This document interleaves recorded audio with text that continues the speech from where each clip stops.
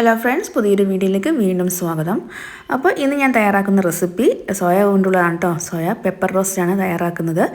അപ്പം ഇതുവരെ ഞാൻ ഉണ്ടാക്കിയതിൽ വെച്ച് ഏറ്റവും രുചികരമായിട്ടുള്ള ഒരു സോയ റെസിപ്പിയാണ് കേട്ടോ. ഇതെനിക്ക് യൂട്യൂബിൽ നിന്ന് കിട്ടിയതാണ്. അപ്പോൾ കുറച്ച് വെറൈറ്റി ആയിട്ട് തോന്നിയതുകൊണ്ട് അത് നിങ്ങളിലേക്ക് ഞാൻ ഷെയർ ചെയ്യുകയാണ്. അപ്പോൾ വീഡിയോ സ്കിപ്പ് ചെയ്യാതെ മുഴുവനായിട്ട് കാണാൻ ശ്രമിക്കുക. അപ്പോൾ അങ്ങനെ തയ്യാറാക്കിയതാണ് ഈ സോയ പെപ്പർ റോസ്റ്റ്. അപ്പോൾ എല്ലാവരും തീർച്ചയായിട്ടും ഒന്ന് ചെയ്ത് നോക്കുക. നല്ല ടേസ്റ്റിയാണ് കേട്ടോ. അപ്പോൾ നമുക്ക് വീഡിയോയിലേക്ക് കടക്കാം. അപ്പോൾ അതിനുവേണ്ടി ഞാൻ സോയ വെള്ളത്തിലിട്ട് കുതിർക്കാൻ വെക്കുകയാണ്. അതായത് ചൂടുവെള്ളത്തിലിട്ട് കുതിർക്കാൻ വെക്കുകയാണ്. അത് ഞാനൊരു 1.5 കപ്പാണ് എടുത്തേക്കുന്നത്. ഒരു 20 മിനിറ്റ് നേരമെങ്കിലും ഇത് കുതിർക്കാൻ വെക്കണം കേട്ടോ. അപ്പോൾ ഇതിൻ്റെ ഇടയിൽ ഞാനൊരു കാര്യം പറഞ്ഞോട്ടെ. ഇപ്പോൾ വീഡിയോ ആരെങ്കിലും സബ്സ്ക്രൈബ് ചെയ്ത് കാണുന്നുണ്ടെങ്കിൽ ഒന്ന് സബ്സ്ക്രൈബ് ചെയ്ത് സപ്പോർട്ട് ചെയ്യണേ. അതേപോലെ വീഡിയോ ഇഷ്ടപ്പെട്ടാലൊന്ന് ലൈക്ക് ചെയ്യാനും മറന്നു വരും കേട്ടോ. അപ്പം വെള്ളമെല്ലാം ഒഴിച്ച് വെച്ചിട്ടുണ്ട്. ഇത് നമുക്ക് മൂടി വെക്കാം. ഒരു 20 മിനിറ്റത്തേക്ക് ഇത് ഇങ്ങനെ തന്നെ വെച്ചേക്കാം. അപ്പോഴത്തേക്ക് നന്നായിട്ടിത് വീർത്ത് വരും കേട്ടോ. അപ്പോൾ ഇതൊന്ന് കുതിരാൻ വെക്കുന്ന സമയത്ത് നമുക്കിതിന് വേണ്ടിയുള്ള മസാലകളൊക്കെ തയ്യാറാക്കാം. ആദ്യം ചെറിയ 2 സവാള, ചെറിയ ഇടത്തരം വലുപ്പത്തിലുള്ള 2 സവാള എടുത്തിട്ടുണ്ട്. പിന്നെ ഇഞ്ചിയും വെളുത്തുള്ളിയും പച്ചമുളകും, അത് 4 അല്ലി വെളുത്തുള്ളി എടുത്തിട്ടുണ്ട്. ഇഞ്ചി ചെറിയൊരു കഷ്ണം ഇഞ്ചിയും 3 പച്ചമുളകും എടുത്തിട്ടുണ്ട്. പിന്നെ തക്കാളി ചെറുതായതുകൊണ്ട് 2 തക്കാളി എടുത്തിട്ടുണ്ട്. വലുതാണെങ്കിൽ 1 മതിയാവും കേട്ടോ. ഇനി നമുക്കൊരു പാൻ ചൂടാക്കാം. അപ്പോൾ ഇതിലേക്ക് വേണ്ടി ഒരു സ്പെഷ്യൽ മസാല തയ്യാറാക്കിയെടുക്കാം. അപ്പോൾ അതിനുവേണ്ടി 2 സ്പൂൺ കുരുമുളക്, 1 സ്പൂൺ വലിയ ജീരകം, ഒരു കാലല്ല ഒരു 1/2 ടീസ്പൂൺ ചെറിയ ജീരകം കൂടെ എടുക്കാം. ഇനി ഫ്ലെയിം നന്നായിട്ടൊന്ന് കുറച്ച് വെച്ചിട്ട് ഒന്ന് മൂപ്പിച്ചെടുക്കണം. മൂത്ത സ്മെല്ല് വരുമ്പോൾ നമുക്ക് ഫ്ലെയിം ഓഫ് ചെയ്യാം. എന്നിട്ട് നന്നായിട്ടൊന്ന് ആറിയ ശേഷം നമുക്കിത് മിക്സിയുടെ ചെറിയ ജാറിൽ പൊടിച്ചെടുക്കാം കേട്ടോ. അപ്പോൾ നന്നായിട്ട് പൊടിച്ചെടുത്തിട്ടുണ്ട്. ഇത് നമുക്കൊന്ന് മൂടി വെച്ചിട്ട് മാറ്റി വെക്കാം. അപ്പം തുറന്നിരിക്കുമ്പോൾ അതിൻ്റെ സ്മെല്ലൊക്കെ പോകട്ടോ. മാറ്റി വെച്ച ശേഷം നമുക്കിനി സോയ ഇതേപോലെ പിഴിഞ്ഞെടുക്കണം. നന്നായിട്ട് കഴുകി ഒരു 3-4 വെള്ളത്തിൽ നന്നായിട്ട് കഴുകണം. അല്ലെങ്കിൽ ഇതിനൊരു ചവർപ്പ് കാണും കേട്ടോ. അപ്പോൾ ഞാൻ എടുത്തിട്ടുള്ളത് ചെറിയ സൈസ് സോയയാണ്. അപ്പോൾ വലിയ സൈസ് സോയ ആണെങ്കിൽ ഒന്ന് കട്ട് ചെയ്ത് എടുക്കാം കേട്ടോ. ഇനി മസാലയൊക്കെ ഒന്ന് റോസ്റ്റ് ചെയ്തെടുക്കാൻ വേണ്ടി നമുക്കൊരു പാൻ ചൂടാക്കാൻ വെക്കാം. അപ്പോൾ അത് നന്നായിട്ട് ചൂടായ ശേഷം ഇതിലേക്ക് വെളിച്ചെണ്ണ ഒഴിച്ച് കൊടുക്കാം. ഇനി ഇതിലേക്ക് ചേർക്കേണ്ടത് ഒരു 2-3 കഷ്ണം പട്ട, 2 ഗ്രാമ്പു, 2 ഏലക്ക.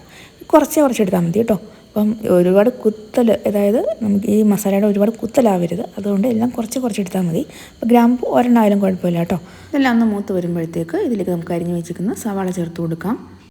സവാള ചെറുതായിട്ടൊന്ന് വഴറ്റിയെടുത്ത ശേഷം ഇതിലേക്ക് നമുക്ക് അരിഞ്ഞ് വെച്ചിരിക്കുന്ന ഇഞ്ചിയും വെളുത്തുള്ളിയും പച്ചമുളകും കൂടെ ചേർത്ത് കൊടുക്കാം. ഈ സവാളയും ഇഞ്ചിയും വെളുത്തുള്ളിയും എല്ലാം കൂടി നന്നായിട്ടൊന്ന് വാടി വരുമ്പോഴേ ഒന്ന് വഴറ്റി കൊടുക്കാം. അപ്പോൾ ഇതിലേക്ക് ആവശ്യത്തിന് ഉപ്പ് വേണമെങ്കിൽ ചേർത്ത് കൊടുക്കാം കേട്ടോ. ഞാൻ ഇപ്പോൾ ഉപ്പ് ചേർക്കുന്നില്ല, ഞാൻ പിന്നീടാണ് ഉപ്പ് ചേർക്കുന്നത്. ഇപ്പോൾ വേണമെങ്കിൽ ചേർത്ത് കൊടുക്കുക കേട്ടോ. അപ്പോൾ സവാള നന്നായിട്ടൊന്ന് വാടി അതിൻ്റെ കളറെല്ലാം ഒന്ന് മാറി വന്നിട്ടുണ്ട്. ഇനി ഇതിലേക്ക് ഒരു 1/2 ടീസ്പൂൺ മഞ്ഞൾപ്പൊടിയും പിന്നെ 1 ടീസ്പൂണ് നമ്മുടെ മല്ലിപ്പൊടിയും കൂടെ ചേർത്ത് കൊടുക്കാം. ഇതിലേക്ക് ഞാൻ മുളക് പൊടി ആഡ് ചെയ്യുന്നില്ല. അപ്പോൾ ഈ മഞ്ഞൾപ്പൊടിയും അതേപോലെ മല്ലിപ്പൊടിയും നന്നായിട്ടൊന്ന് വഴറ്റിയെടുക്കാം. നന്നായിട്ട് എല്ലാം വരുമ്പോഴത്തേക്ക് നമുക്ക് ഇതിലേക്ക് തക്കാളി ഇട്ട് കൊടുക്കാം. ജസ്റ്റ് ഒന്ന് വാടി വരുമ്പോഴത്തേക്ക് ഇതിലേക്ക് 2 തണ്ട് കറിവേപ്പിലയും കൂടെ ചേർത്ത് കൊടുക്കാം. അപ്പോൾ ഒരുപാട് നേരമൊന്നും തക്കാളി ഇട്ട് വഴറ്റേണ്ട ആവശ്യമില്ല. ഇനി നമുക്ക് പിഴിഞ്ഞ് വെച്ചിരിക്കുന്ന സോയ ചേർത്ത് കൊടുക്കാം. അപ്പോൾ സോയ ചേർക്കുമ്പോൾ നന്നായിട്ട് ഇളക്കി യോജിപ്പിച്ച് ചേർക്കുക കേട്ടോ. ഈ മസാലയൊക്കെ എല്ലായിടത്തും പിടിക്കത്തക്ക രീതിയിൽ നന്നായിട്ടൊന്ന് യോജിപ്പിച്ച് ചേർക്കുക. ഇപ്പോൾ ഞാൻ ഉപ്പ് ചേർക്കുന്നുണ്ട്. അപ്പോൾ നേരത്തെ ഉപ്പ് ചേർത്തിട്ടുണ്ടെങ്കിൽ ചേർക്കണ്ട കേട്ടോ. ഞാനിപ്പം സവാളയിൽ ഉപ്പ് ചേർത്തിട്ടില്ല, അതുകൊണ്ടാണ് ഇപ്പോൾ ഉപ്പ് ചേർക്കുന്നത്. അപ്പോൾ ഉപ്പും കൂടെ ചേർത്ത് നന്നായിട്ട് ഇളക്കി യോജിപ്പിച്ചിട്ട് നമുക്കിത് മൂടി വെച്ച് വേവിക്കാം.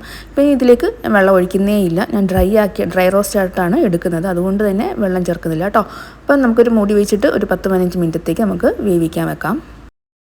അപ്പോൾ ഫ്ലെയിം നന്നായിട്ട് കുറച്ച് വെക്കുക. അതേപോലെ ഇടയ്ക്കിടയ്ക്ക് ഒന്ന് ഇളക്കിയിട്ട് കൊടുക്കുക കേട്ടോ. 1-2 തവണ ഒന്ന് ഇളക്കിയിട്ട് കൊടുക്കാം. അപ്പോൾ നന്നായിട്ട് ഇവിടെ വെന്ത് കിട്ടിയിട്ടുണ്ട്. ഇനി ഇതിലേക്ക് ഞാൻ ചേർക്കുന്ന മസാലപ്പൊടി നമ്മൾ നേരത്തെ പൊടിച്ച് വെച്ചിട്ടുണ്ടല്ലോ, കുരുമുളകും പെരുംജീരകവും നല്ല ജീരകവും കൂടെ, അതും കൂടെ ഇട്ട് ഇളക്കി യോജിപ്പിച്ചിട്ട് 1-2 മിനിറ്റും കൂടെ ഒന്ന് മൂടി വെച്ചേക്കാം. അപ്പോൾ നമ്മുടെ റോസ്റ്റ് ഏകദേശമൊക്കെ റെഡി ആയിട്ട് വന്നിട്ടുണ്ട്. ഇനി ഇതിലേക്ക് നമുക്ക് ചേർത്ത് കൊടുക്കേണ്ടത് തേങ്ങാപ്പാലാണ്. ഒരു 1/2 കപ്പ് തേങ്ങാപ്പാൽ ഞാൻ ചേർത്ത് കൊടുക്കുന്നുണ്ട്. ഇതിൻ്റെ കൂടെ തന്നെ കാഷ്യൂ ഒക്കെ അരച്ച് ചേർക്കാം കേട്ടോ. അപ്പോൾ ഒന്നുകൂടെ നല്ല ടേസ്റ്റ് ആയിരിക്കും. ഇപ്പോൾ കാഷ്യൂ എൻ്റെ കയ്യിലില്ലാത്തതുകൊണ്ട് ഞാൻ അരച്ച് ചേർക്കുന്നില്ല. ഉണ്ടെങ്കിൽ ചേർത്തോളൂ, നല്ല ടേസ്റ്റാണ് കേട്ടോ. ഇനി ലാസ്റ്റായിട്ട് നമുക്ക് ഇതിലേക്ക് ചേർത്ത് കൊടുക്കേണ്ടത് മല്ലിയിലയാണ്. മല്ലിയില ആരും സ്കിപ്പ് ചെയ്യരുത് കേട്ടോ. അപ്പോൾ ഞാനിവിടെ ഒരു കൈപ്പിടി അളവിൽ ചെറുതായിട്ട് അരിഞ്ഞത് ചേർത്ത് കൊടുക്കുന്നുണ്ട്. എന്നിട്ട് ഇതും കൂടെ ചേർത്ത് യോജിപ്പിച്ചതിന് ശേഷം നമുക്ക് ഫ്ലെയിം ഓഫ് ചെയ്യാം. അപ്പോൾ അങ്ങനെ നമ്മുടെ സോയ പെപ്പർ റോസ്റ്റ് ഇവിടെ റെഡി ആയിട്ടുണ്ട്. എല്ലാവരും തീർച്ചയായിട്ടും ചെയ്ത് നോക്കേണ്ട റെസിപ്പി തന്നെയാണ് കേട്ടോ. അപ്പം വീഡിയോ ഇത്രയേ ഉള്ളൂ. ഇഷ്ടപ്പെട്ടാൽ എല്ലാവരും ഒന്ന് ലൈക്കും ഷെയറും കമൻറ്റും അതേപോലെ ഒന്ന് സബ്സ്ക്രൈബ് ചെയ്യാൻ മറന്നു പോരുത്. സബ്സ്ക്രൈബ് ചെയ്യുമ്പോൾ ബെല്ലൈക്കൺ ഒന്ന് പ്രസ് ചെയ്യാനും അതേപോലെ ഓൾ എന്ന ഓപ്ഷൻ ഒന്ന് ക്ലിക്ക് ചെയ്യാനും മറന്നു പോരുത് കേട്ടോ. ഇനി അടുത്ത റെസിപ്പിയുമായിട്ട് വീണ്ടും കാണാം. Okay, thank